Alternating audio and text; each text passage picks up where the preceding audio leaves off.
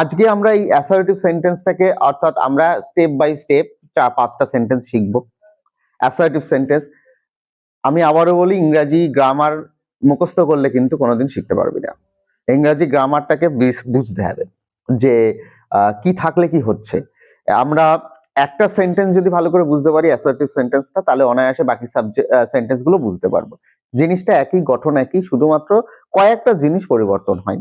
তাহলে আজকে যেটা আমরা অ্যাসার্টিভ সেন্টেন্স শিখবো, আমরা অ্যাসার্টিভ সেন্টেন্স মানে জানি কি, সাধারণ বিবৃতি মূলক যে কথাগুলো হয়, অর্থাৎ দৈনন্দিন জীবনে যে আমরা কথাগুলো প্রতিনিয়ত বলি একে অপরের সঙ্গে, সেগুলোকে অ্যাসার্টিভ সেন্টেন্স হয়। তাহলে এক কথায় বলতে পারি এটা হচ্ছে সাধারণ কথাবার্তার জন্য ব্যবহার করা হয়। তাহলে আমরা আগের দিনে যে ক্লাসটা করেছিলাম সেখানে বলেছিলাম ন্যারেশনের দুটো স্পিচ থাকে, একটা হচ্ছে ডাইরেক্ট স্পিচ থাকে আর একটা হচ্ছে ইনডাইরেক্ট স্পিচ থাকে। যারা ভুলে গেছো মনে করছো তারা আবার ওই ক্লাসটা করো, ওই ক্লাসটাকে রিভাইজ করো, তাহলে তারপরে এই ক্লাসটাকে জয়েন করো, তাহলে আরো ভালো হবে। তো দেখো, তাহলে আমরা জানি দুটো স্পিচ থাকে অ্যাসার্টিভ, একটা কিসের স্পিচ থাকে, ডাইরেক্ট স্পিচ থাকে, আর একটা কি থাকে, ইনডাইরেক্ট স্পিচ থাকে, তাই তো এই সেন্টেন্সের। তাহলে এই দুটো যখন আমরা লিখলাম, তার মানে দুটো স্ট্রাকচার থাকে। আমরা জেনে এসেছিলাম যে ডাইরেক্ট স্পিচে স্পিকার সরাসরি তার কথাটাকে এক্সপ্রেস করে, আর ইনডাইরেক্ট স্পিচে স্পিকারের কথাটা একটু ঘুরিয়ে এক্সপ্রেস করা হয়। তাহলে আমরা যদি সূত্র দিয়ে শেখার চেষ্টা করি, তাহলে কি রকম হবে দেখো। আমরা এখানে ডাইরেক্ট স্পিচের সূত্রটা প্রথমে আমরা একটু দেখে নেব। ডাইরেক্ট স্পিচের সূত্রটা কি, অর্থাৎ এটাকে আমরা সংক্ষেপে কেউ ডিইউ লিখতে পারে, ঠিক আছে। তাহলে ডাইরেক্ট স্পিচের সূত্রটা কি হবে, speaker plus RV plus RS কোটেশনের মধ্যে হবে। ইনডাইরেক্টের সূত্রটা কি হবে, ইনডাইরেক্ট স্পিচের সূত্রটা, এটাকে আমরা পরবর্তীতে সংক্ষেপে আইডি লিখবো। সেটা কি হবে, স্পিকার প্লাস, একটুখানি গ্যাপ দিয়ে লিখি সূত্রটা, স্পিকার প্লাস আরভি প্লাস একটা লিঙ্কার প্লাস একটা কি হবে, আরএস হবে। এবার এই দুটো সূত্রের মধ্যে তফাৎ কি হচ্ছে দেখো, তফাৎ এইটুকুই যে এই যে কোটেশনটা থাকছে, এই কোটেশনের বদলে আমাকে একটা লিঙ্কার বসাতে হচ্ছে এই সেন্টেন্সে, বুঝতে পারলে। তাহলে এই সেন্টেন্সের লিঙ্কার হবে কি, দ্যাট, লিঙ্কারটা হবে কি, দ্যাট। এবং এই যে আরএসটা, আমরা যে আরএসটা দেখছি ডাইরেক্টের, সেই আরএসটা স্ট্রাকচারটা কেমন হবে, subject plus verb plus object, বোঝাতে পারলাম।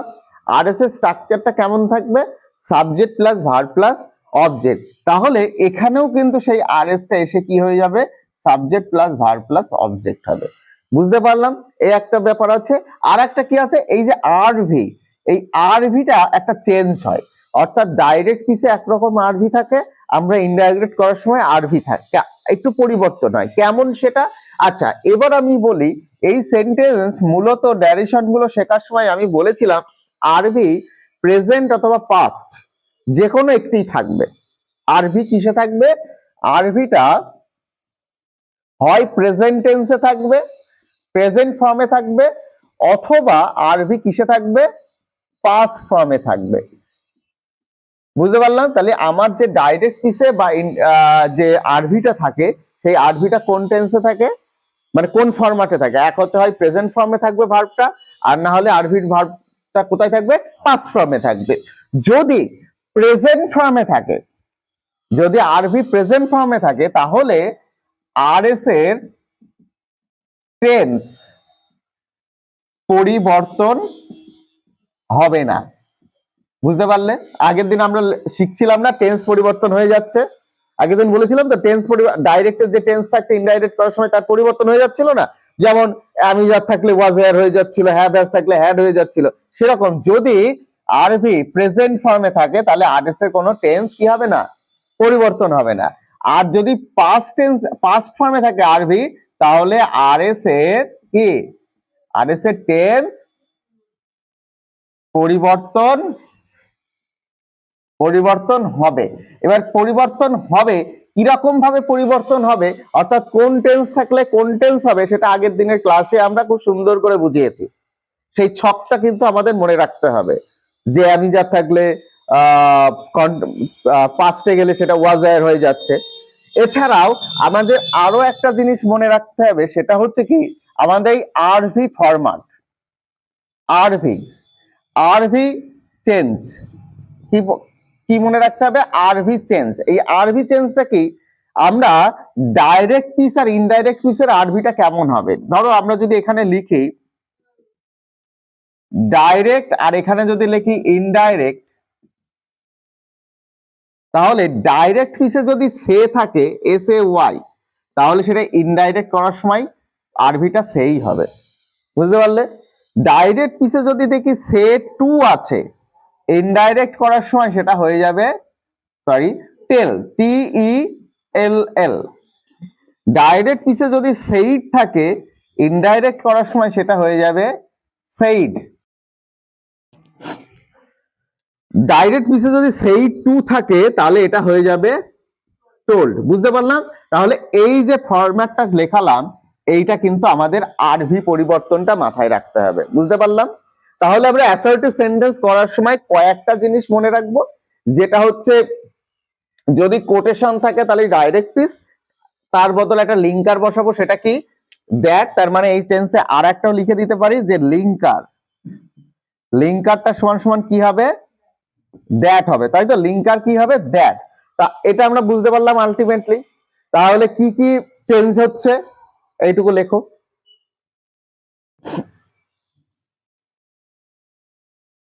তাহলে আমরা জানলাম যে অ্যাসার্টিভ সেন্টেন্স নারেশন করতে গেলে আমাদের এইটা হচ্ছে স্ট্রাকচার, আর আরভি গুলো চেঞ্জ হয়, যে প্রেজেন্ট টেন্স থাকলে এটা হয় আর পাস্ট টেন্স থাকলে হয়। চলো প্রথম একটা উদাহরণ আছে, এই প্রথম উদাহরণ দিয়ে আমরা শিখি। দেখো প্রথমে 1 নম্বরের বাক্যটা দেখো, Poulomi says I am fine. ভালো করে বাক্যটা পড়ো। Poulomi says I am fine. Poulomi বলে যে আমি ফাইন, মানে আমি ভালো আছি বা আমি ভালো, এরকম। তাহলে এখানে স্পিকারটাকে পৌলমি, আরভিটাকে সেইজ। আচ্ছা সেইজটা কোন ফর্মে আছে, প্রেজেন্ট ফর্মে আছে। সেইজটা কোন ফর্মে আছে, প্রেজেন্ট ফর্মে আছে। তারপর আরএসটাকে আই অ্যাম ফাইন। তাহলে এটাকে, এটা আমরা দেখে ইনভার্টেড কমা দেখে বুঝতে পারছি এটা কিসে আছে, ডাইরেক্ট পিসে আছে। তাহলে এটাকে ইনডাইরেক্ট করতে হলে আমার সূত্রটা কি আছে, speaker plus RV plus linker plus RS. তাহলে আমরা স্পিকারকে পৌলমি, স্পিকারটাকে পৌলমি, তাহলে আমরা এখানে কি লিখবো, অ্যান্সারটাই পৌলমি লিখবো, লিখলাম তো। সেইজ থাকলে কি হয়, সেইজই হয়, সেইজ থাকলে সেইজই হয়। তারপর ইনভার্টেড কমার বদলে কি বসবো আমরা, এখানে একটা লিঙ্কার বসাবো, ভেরি গুড, দ্যাট। তারপরে এই আই থাকলে, আমি আগের দিনের ক্লাসটাই করিয়েছিলাম, আমি আবারও বলি, এই ক্লাসটায় যারা নতুন তারা আগের দিনের ক্লাসটা করো, না হলে কিন্তু এখানে একটু বুঝতে কঠিন হবে। তাহলে এই যে আই, আই বলতে কাকে বোঝাচ্ছে, কে আই। আমি বলেছিলাম যদি আই থাকে তাহলে সবসময় প্রথম সাবজেক্টকে দেখতে হবে, প্রথম। তাহলে আই বলতে কে, পৌলমি। তাহলে পৌলমি একটা মেয়ে, তাহলে তার বদলে শি বসে তার প্রোনাউন। তাহলে আমরা এখানে কি বসবো, দ্যাট শি। ব্র্যাকেটের মধ্যে আমরা লিখে দেবো কি, পৌলমি। অর্থাৎ শিটা আমি কার জন্য বসালাম, এটা লিখতেই হবে, এটা মাস্ট। তুমি এখানে নতুন যখন প্রোনাউন নিয়ে আসতো, তখন তুমি প্রোনাউনের পাশে তোমার নামটা লিখতে হবে, যে আমি বা আমি প্রোনাউন কার পরিবর্তে বসালাম সেটা লিখতে হবে। তাহলে পৌলমি, তারপর কি আছে, আচ্ছা তারপরে আছে কি অ্যাম, লক্ষ্য রাখো এদিকে, অ্যাম আছে, অ্যাম ফাইন। এবার এটা তো একটা টেন্স আছে, এটা টেন্স আছে, প্রেজেন্ট টেন্স আছে। আচ্ছা তার আগে আমরা বলেছিলাম আরভি যদি প্রেজেন্ট ফর্মে থাকে তাহলে টেন্স পরিবর্তন হয় না, তার মানে এই টেন্সটা কিন্তু পরিবর্তন হবে না। যদি এখানে সেইড থাকতো তাহলে কিন্তু এই টেন্সটা পরিবর্তন হতো। তাহলে এখানে যেহেতু সেইজ আছে, প্রেজেন্ট ফর্মে আছে, তার জন্য এটার কোনো টেন্স পরিবর্তন হলো না। তার মানে তাহলে অ্যাম এর জায়গায় কি হবে, ইজ হবে, কারণ শির পরে ইজ বসে। তাহলে শি ইজ কি হলো, ফাইন। এটা হয়ে গেল কমপ্লিট, বুঝতে পারলে। তাহলে পরের উদাহরণটা দেখি আমরা। দেখো রাজা সেইড টু মি, স্পিকারটাকে রাজা, স্পিকারটা হচ্ছে রাজা। সেইড টু মি এটা হচ্ছে আরভি, আর আই হ্যাভ ডান দিস এটা হচ্ছে আরএস। এবার তাহলে এটা ডাইরেক্ট আছে, ডাইরেক্ট আছে তো। তাহলে এটা ইনডাইরেক্ট করার সময় আমরা কি করব, প্রথমে স্পিকারকে রাজা বসালাম, তারপরে সেইড টু থাকলে কি হয় আমি বলেছি, সেইড টু থাকলে টোল্ড হয়। কেন টোল্ড হয়? এটা হচ্ছে পাস্ট ফর্মে আছে, তাই তো। সেইড টুটা কোন ফর্মে আছে? পাস্ট ফর্মে আছে। তারপরে মি পড়ে আছে, তাহলে এখানে আমরা মি বসাবো, টোল্ড মি। তারপর লিঙ্কারের বদলে কি লিঙ্কার কি বসাবো? দ্যাট। তাহলে এখানেও আই দিয়ে শুরু হচ্ছে, তাহলে আইটা কে? রাজা। রাজা ছেলে না মেয়ে? ছেলে। তার জন্য এখানে কি হবে? হি প্রোনাউন আসবে, ব্র্যাকেটে আমরা কি লিখবো? রাজা। এবার দেখো, এইবার এর যে টেন্সটা পরিবর্তন আদৌ হবে কিনা দেখি সেটা। সেইড কোন ফর্মে আছে? পাস্টে আছে। সেইড পাস্টে আছে, তাহলে এখানে আরভিটা কিসে আছে? পাস্ট ফর্মে আছে। তাহলে পাস্ট ফর্মে থাকলে কি হয়? বাক্যের আরএস এর টেন্স পরিবর্তন হয়, আরএস এর টেন্স পরিবর্তন হয়। আগে আমরা তাহলে এখানে হ্যাভ আছে, হ্যাভ থাকলে কি পরিবর্তন হয়ে যাবে? হ্যাড হয়ে যাবে, হ্যাভের বদলে হ্যাড হয়ে যাবে। তারপর কি হবে? ডান। আর দিস থাকলে কি হয়? আমরা আগের দিন অ্যাডভার্ব চেঞ্জ করেছিলাম, দিস থাকলে বলো, দিস থাকলে দ্যাট হয়। এটা আমরা আগের দিনে শিখেছিলাম, দিস থাকলে দ্যাট হয়, বুঝতে পারলে? দিস থাকলে দ্যাট হয়। নেক্সট, এটা অ্যাডভার্ব, এই অ্যাডভার্বের একটা লিস্ট আমি তোমাদেরকে প্রোভাইড করে দেবো।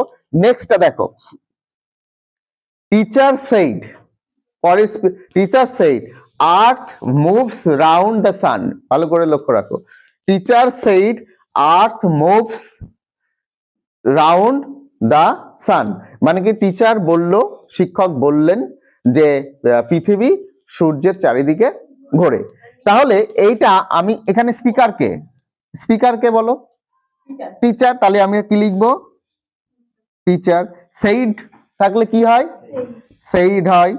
তারপর কি আসে? একটা লিঙ্কার আসে, তাই তো, দ্যাট। এবার এখানকার সাবজেক্টকে, এই বাক্যের আর্থ, তাহলে আমি আর্থ লিখলাম। এবার আমি তোমাদেরকে বারবার বলি যে সেইড থাকলে কিন্তু আরএস এর টেন্স পরিবর্তন হবে, কিন্তু একটা জায়গায় হয় না, সেটা যদি সেই আরএস এর তথ্যটা যদি চিরন্তর সত্য কথা থাকে, মানে কি একদমই কোনো পরিবর্তন হয় না, নিত্য সত্য কথা বা চিরন্তর সত্য কথা। তাহলে পৃথিবী সূর্যের চারিদিকে ঘোরে, এটা কি একদমই সঠিক, অরিজিনাল? তো এটা তো মিথ্যা কথা নয়, এটা তো চিরন্তর সত্য। তার মানে আমরা জানি যে অ্যাসার্টিভ সেন্টেন্সে বা যখনই কোনো সেন্টেন্সে ন্যারেশন করব, তখন যদি আরভি পাস্ট ফর্মে থাকে, কিন্তু যদি আরএসটা চিরন্তর নিত্য সত্য কথা হয়, তাহলে তার কোনো টেন্স পরিবর্তন হয় না, শুধুমাত্র সেই টেন্স যে টেন্সে থাকে সেই টেন্সেই সেই বাক্যটা লিখতে হয়। তাহলে আর্থ কি হবে? মুভস রাউন্ড দা সান। বুঝতে পারলে? এখানে কিন্তু টেন্স পরিবর্তন হলো, কিন্তু এখানে এসে কিন্তু টেন্স পরিবর্তন হলো না। কেন হলো না আবারও বলি, এটা চিরন্তর সত্য কথা। নেক্সটটা দেখো, দেখো এতক্ষণ আমরা যা উদাহরণগুলো শিখছিলাম, প্রথমে স্পিকার, তারপর আরভি, তারপর আরএস থাকছিল। পরীক্ষায় আমরা এরকমও পেতে পারি যে প্রথমেই আরএসটা দিচ্ছে, তারপরে আরভি দিচ্ছে, তারপরে গিয়ে স্পিকার দিচ্ছে। তাহলে এই কোশ্চেনের উত্তর কিভাবে করব? আমরা কিন্তু ইনডাইরেক্টের আমাদের মতো করব। প্রশ্নে যেভাবেই দেয়া হোক না কেন, আমরা যখন উত্তর করব তখনই স্পিকার, আরভি, আরএস লিখব।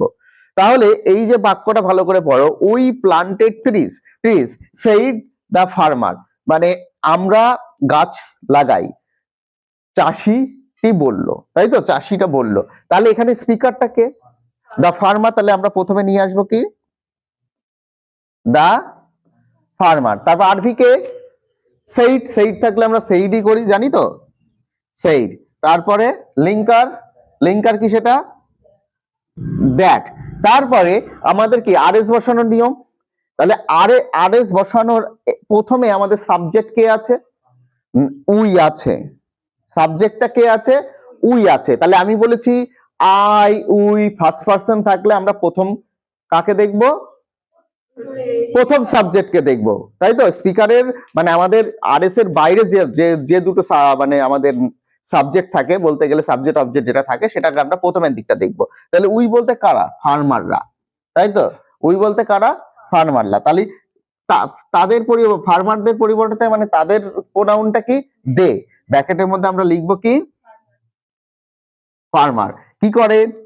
প্লান্টেড আছে, তার মানে দেখো V2 আছে, ভার্বের সেকেন্ড ফর্ম বসেছে, তার মানে ভার্বের সেকেন্ড ফর্ম মানে পাস্ট ইনডিফিনাইট টেন্স। আমরা বলেছিলাম ভার্বের সেকেন্ড ফর্ম থাকলে আমরা কি লিখবো, হ্যাড লিখবো, তাই তো? কি লিখবো, হ্যাড লিখবো। তার মানে কি, তাহলে এই জায়গাটায় কি লিখবো, তাহলে অ্যান্সারটা বলো কি হবে? they had planted trees. একদমই সঠিক, দে হ্যাড, তারপরে Planted trees. প্লান্টেড কি Trees. ট্রিজ। ব্যাস, এইটাই হচ্ছে আমাদের ন্যারেশন চেঞ্জের মূল বিষয়।